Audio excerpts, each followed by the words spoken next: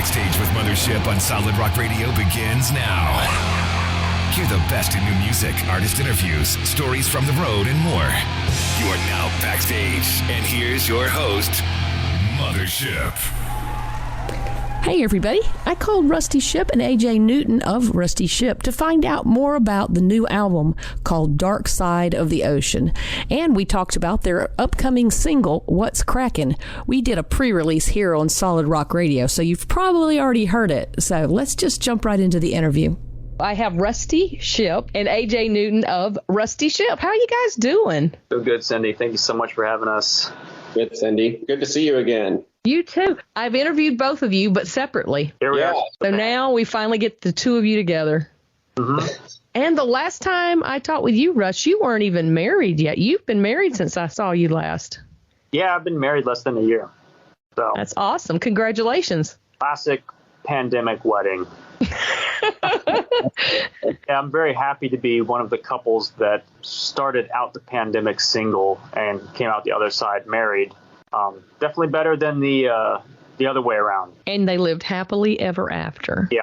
Yep. Every day is just peaches and cream, nonstop. Oh my gosh. Well, you have some stuff going on, so we had to get back on here again and talk single, album, all kinds of stuff. So where do you want to begin? Well, I guess maybe, we could talk about our upcoming single that we're going to be releasing, which is part of our upcoming album. All right. Well, let's start there. It's called What's Kraken, and it's kind of like every Rusty Shipp fan's dream come true. That like since the beginning that this band ever had any inclination toward anything nautical, there's some guy who's like, dude, you should totally do a song about the Kraken. Well, maybe we'll get to that one day. Well, guess what? We're here. It's a song about the Kraken of nautical folklore, but it's actually an incredibly deep song lyrically. I think, AJ, you could agree with this. Very much so. The nautical rock is kind of a surface level, kind of flashy entertainment thing. Mm-hmm. But underneath the nautical mask, so to speak, there's a lot of deep philosophy going on. And this song is no exception. This is one of my favorite songs lyrically that I've ever written. And it's like talking about the Kraken, but it's got these philosophical undertones that's just kind of exploring all the stuff that people wrestled with during the pandemic in 2020 when I was writing it. It's really exploring just what is the nature of truth and how can one really know what's real and what's not, especially in this current culture that we live in, where it seems like in some ways truth has never been more elusive. In history, there was all these reported sightings of this creature, the Kraken, and it was to the point it was literally recorded in a science book that Kraken was one creature. Well, decades later, they're like, it actually wasn't a creature. So that actually isn't a science fact. So there's a lot of parallels to what we're encountering now in our current culture. Like, okay, scientists are saying this, but scientists are also saying the opposite. And who's right, who's wrong? They're saying this is news on this station, but then this other news station is saying the exact opposite. Where do you go for truth? So it's exploring all of that stuff in a very deep nautical rock package. It's deep as the ocean floor. What do you got to say about this, AJ? It's a quirky song, man. It's a fun one. And like Rusty said, it's probably one of my favorites off of the new record. Not just because it's AJ's first time doing some vocals on a Rusty Shipp. Oh. Yeah, I adapted my best weird voice that I could. So to wait, are you the Kraken? No. I'm kind of just a guy who's given some messages throughout the song. We kind of channeled some avenues of Pink Floyd, where if you used to listen to a lot of Pink Floyd records, they do a lot of talking and overlaying with the music. So this one was a fun one to explore with that. But like Rusty said, lyrically, it is kind of a tug of war with, if you imagine, two sides of things pulling back and forth and the word truth right in the middle. It's this constant tug of war of who's telling what and what's true, what's false. So it's a fun play on words with that. It gets you thinking about it. But the best part of it, it's wrapped up in this gritty, grungy rock song that turned out amazing, and we're very, very proud of it and cannot wait to release the Kraken, so to speak. So the world can experience it with us. Yeah, it's a fun one. And yes, we did say the words "release the Kraken" in the song. Because they've been asking us, begging, pleading with us to do that. I'm going to throw the Rusty Ship fans a bone. We listened. Delivered. Big time. Yeah. It hasn't been long, like a couple of months back, maybe. You released Bottom of the Barrel. Yeah. That's an awesome song. Thanks, Cindy. Thank you. Thanks. It's actually the most successful song we've had so far up to this point as far as like radio play and stuff. What do you have to say, AJ? I was actually just talking to a friend today about that, and I said, it kind of caught us by surprise because, like you talk to all these different artists, Cindy, I'm sure we all think the same way. But when we create, we release it into the ether, and we're like, they're either going to love it or they're going to hate it, or I don't know what they're going to think of this, right? When we were kind of exploring, hey, which song should be the first one right out the gate to kind of paint the palette, give everybody the big picture of what this new Rusty Ship album is going to be like, Rusty was absolutely right when he's like, it should be Bottom of the Barrel. It's going to help paint that overall picture for everybody. And within the first 2 weeks, it had already broke the top 25 on Christian Music Weekly's rock chart. And it has kind of bobbed around that top 25 chart now for over 18 weeks off and on. And it peaked at number 6. So at one point, to say that we had the number 6 Christian rock song in the country was astounding for us. Yeah, it absolutely blew our minds because we had never had that kind of an accomplishment before. And I think it threw me and Rusty specifically off for a loop. We were like, wow, it's amazing that it's resonating that well with people. But the messaging, the lyrical messaging, not just in that song, but really across this whole album, I give Russ so many kudos for this.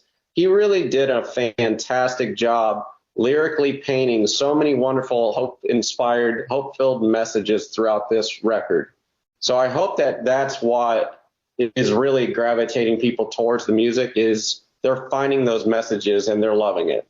We're proud of that song. We're very, very proud of it. How did that particular song come to be? It was a melody swirling around my head for probably 5 years, just kind of building up steam and kind of new parts originating around the primary chord progression over time. And AJ and I were jamming at band practice, and I had the chord progression, and then that riff kind of came out of the chord progression based on the groove that AJ was doing. Finding out where it fit in the album kind of took on shape of the lyrical content and the storyline, which is basically the narrator in the album. He keeps sinking deeper into the ocean, and he drowns, and his soul is kind of detached from his body so that flesh and spirit separate. And as he does that, it's like the light from his soul kind of lights up when there's all darkness around him because it's pitch black. But it's funny because at the bottom of the ocean, actually the fish that are down there have bioluminescence, so they glow. And it's kind of the symbol of, even in the darkest parts of the world, doesn't matter how bleak or dark it gets, there's still a light. Anywhere you can go, doesn't matter how dark, there's still a light there. So that's some of the metaphorical imagery there with that. Which I think is a beautiful message coming. I want to say we're coming out of this COVID period for the last 2 years, because there was a lot of darkness out there for the past 2 years, and everybody was looking for some sort of light in that darkness. And I like to think that maybe that's why people are resonating so fondly of that kind of song. You know what I mean? They're hearing that kind of message coming out of this dark period the past 2 years, and it's helping them heal a little bit. I hope so anyway. That, and it's wrapped around a really, like Russ said, it's a really groovy, fun-filled kind of song. And we had fun with it, with the music video. Even had a guest appearance by Davy Jones himself. So that's always saw that. Fun. Yeah, that's always fun to bring him Guitar in. solo by Davy Jones. Yeah, I mean, how many bands can say they got Davy Jones on speed dial and come in and do a guitar solo for us? It's fun. And then I'm a little biased towards it too, because I got to finally do like a drum introduction to a song. So the whole song kicks off with me doing some tom hits and then a quick drum fill into the groove, which I'm a fan of because I've always just wanted to experiment and do that. And Rusty loves me enough that he actually let our lead off song start with the drums. So it was a win-win. He's a good guy, though, Rusty. Backstage with Mothership returns after this. This hour of music is made possible in part by our business ministry partner, TPI Professional Print and Marketing Solutions, specializing in posters, flyers, banners, and more. Rethink your print. More info on the web at printingandaiken.com or by calling 803-226-7898. The name of this album is Dark Side of the Ocean? Yes. It is kind of intentionally poking fun at the Dark Side of the Moon album. So we're not just completely naive and named the album Dark Side of the Ocean without knowing about the Pink Floyd album. But that's kind of intentional, and I don't know, we're a nautical rock band, so we like to have fun with inserting nautical things in where we can. It's like it says at the very beginning of our album, 80% of the ocean is unexplored. It just leaves you to wonder what could be down there in the ocean, that in the parts that have never been seen by mankind. And scientists are they estimate that I think like 90% of the ocean species have never been discovered yet. It's like, wow, there's so much mystery down there in the dark side of the ocean where mankind has never been to before. So we used that kind of as a launching pad to just let our imagination and creativity run wild with what could be down there. We came up with this whole story that was just very imaginative and artistic and creative and just out there about, what could be down there at the bottom of the ocean. If you've been keeping up with any of our singles we've released so far, then you kind of know kind of the gist of some of what's going on in the upcoming album storyline. It's a journey where we actually take the listener on a ride down to the bottom of the ocean. And then once we get to the bottom of the ocean, there are some secrets that are revealed there to the listener. And then we kind of introduce them to this underwater world. Right now, the plan is that this is going to be released in November. You had a crowdfunding campaign. Don't you have a pre-order, or how's that working? We do have a pre-order. A lot of people have already heard the entire album because they pre-ordered it through our crowdfunding. So those people have already gotten a digital copy.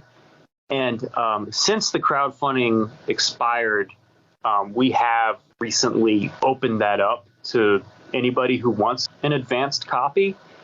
We only have the digital available right now, but if people are interested, they can buy just the digital copy, and we'll send them the MP3s. And so you can do that on our website, rustyship.com. With two P's.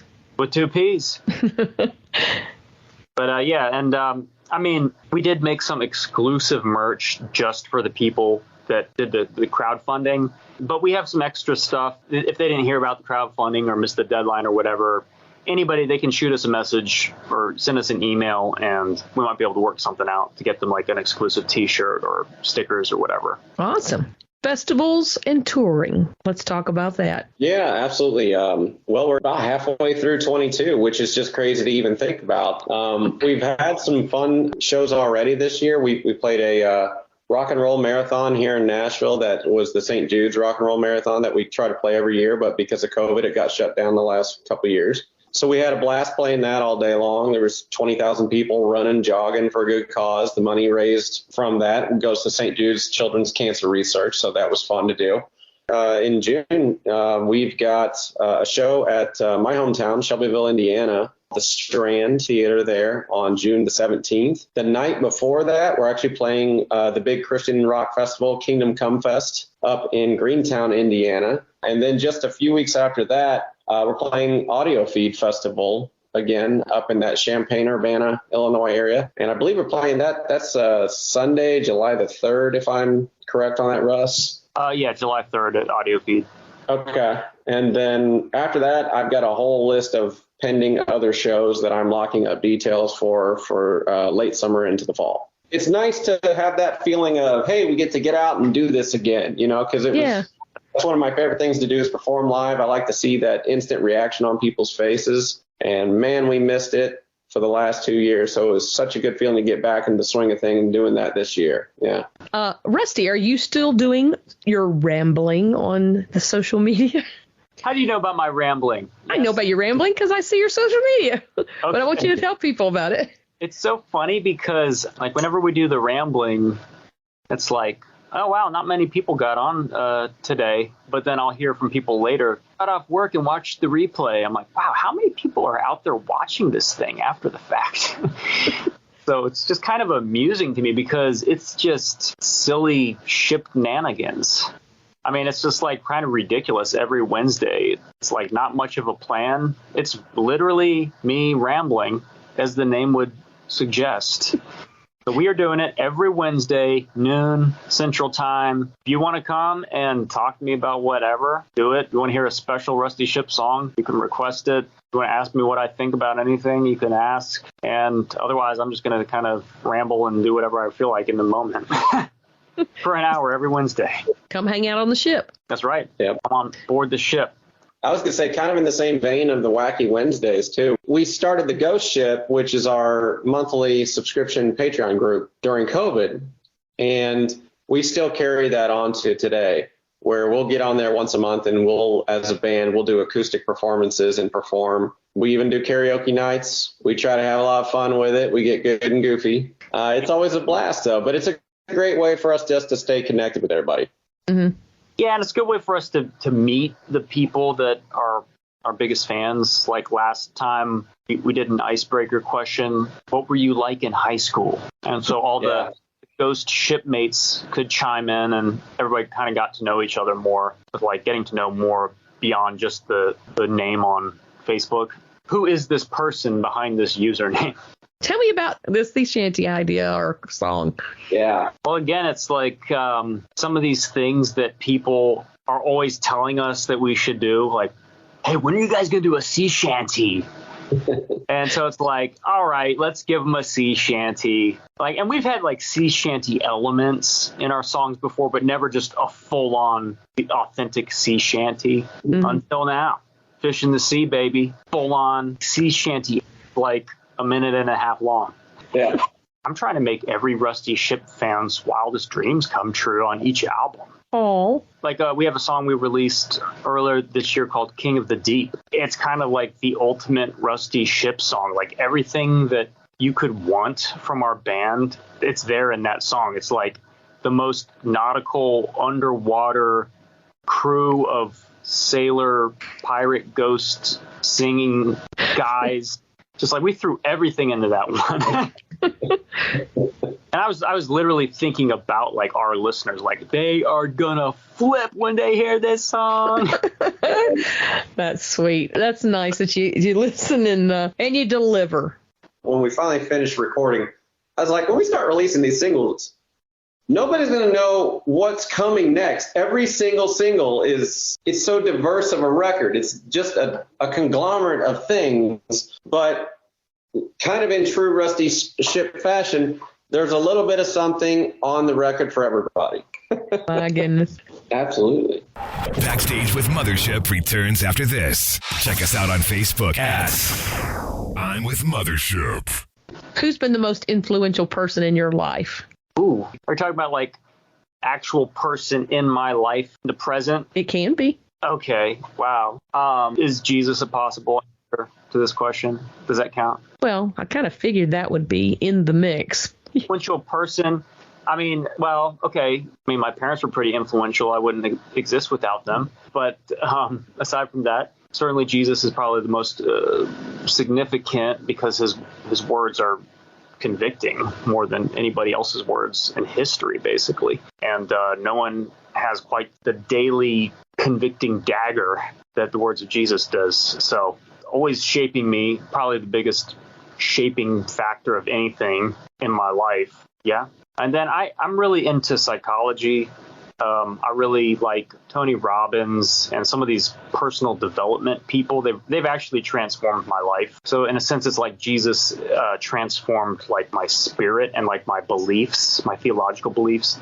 But some of these other helpful people out there have really conditioned my psychology so that I'm literally taking better care of my body and my emotions and psychology. And it's literally the reason that the band Rusty Shipp exists, because without a lot of this influence of some of these wise people out there, I wouldn't have the confidence or drive to like really dive into purpose, force kind of behind my convictions and drive for this band that pushes me through fear and self-consciousness and lack of confidence and stuff like that. What about you, AJ? Who are my biggest influences? Yeah. That's a tough question to answer there. I would probably have to dovetail off of Rusty's answer with Jesus, just because of the teachings and everything that I feel like I learn daily from him, or anything taken from the Bible when I'm doing my prayer time and reading up, because you get strength from that every single day. Strength, knowledge, and wisdom. Those are the big three that I get every single day. And on the more personal side of the fence, I'd probably have to say my dad was probably my single biggest positive male role model in my life growing up. He passed 10 years ago. So not having him around to bounce ideas off of him or pick his brain on things or get advice, that kind of still hurts, just having that aspect of it. He was a lot like me and a lot like my younger brother in the fact that, like, very lighthearted. You can't take life too seriously. You got to stay as positive minded as you can, but you have to have a very strong work ethic in anything that you're going to dedicate yourself towards. This thing known as Rusty Shipp that Rusty has blessed me to be a part of for years now, and he might back me up on this, but I work very, very hard at it. Like, not just the drumming side of the fence, but all the things that people don't see that we do behind the fence. Reaching out to radio stations, talking to awesome people like you, building and fostering these relationships across the board. It takes a lot of time, a lot of effort, but it's worth it because it means it's getting our message across to people, because we believe in the messages that Rusty's writing, because we know that they're going to heal people. My main goal is to try to help heal the world one song at a time. So if we're doing our jobs right as musicians, then that's the end result. Somebody's going to get some healing from what we're doing. So the big two are Jesus and my father. Oh, that's sweet. And that's really for real what AJ's saying right there. Like, that's actually something we're completely 100% intentional about, is the songwriting behind these songs and like the message. And we're trying to write songs that are going to challenge people's thinking when they hear the lyrics and get them to maybe think about things that they haven't thought about before, and literally question people to come up with answers for their own life that is going to be like personally transformative. And every album that we do, that drive and that vision and that mission gets more refined. This upcoming album, like by far more than anything we've released up to this point, the lyrics are so much more intentional about trying to heal people. And you can tell that even just in the lyrics of Bottom of the Barrel. Like, it's different than the stuff that we've released in the past. Like, there's always been a hopeful message, but it's getting more and more clear and more obvious. And we're kind of like beating around the bush less and using less vague language and trying to get more specific. Like, if you believe this, it's going to directly change your life today, shape how your perspective of how you see the world, so that you see the world in a way that you literally have more peace, more happiness, like you feel the love of God more because of how your beliefs are shaped. Which one of your songs represents you the most? That's a great question. I love that question. Well, I mean, the thing that just jumps into my head, I'm just thinking about like the song, like is probably like the most personal to me, a time in my life that was like the most special time that a song came out of it. I'm very, very fond of a song that I wrote called Tip of My Tongue, because that was more than any song that I have written. And this is from our Mortal Ghost album that came out in 2017. I think probably more than any other song, that was me trying to literally make the best song I could and like draw different chords and melodies and riffs together from my ideas collection, and to make the best offering toward God that I could, like the best first fruits musical offering I could to God. It was that song. So I'd probably say that it's just very personal. I'm like, I feel the presence of God when I play it, when I listen to it. And so it's very, very special, very personal. And I feel like it's holy even. AJ, do you have one as well? I would probably say that's a great question. First off, that's a tough one to answer, but my gut immediately pulled me towards what will be this new single, What's Kraken, probably for twofold reasons. But the first one is my whole life I've been like this constant seeker of truth.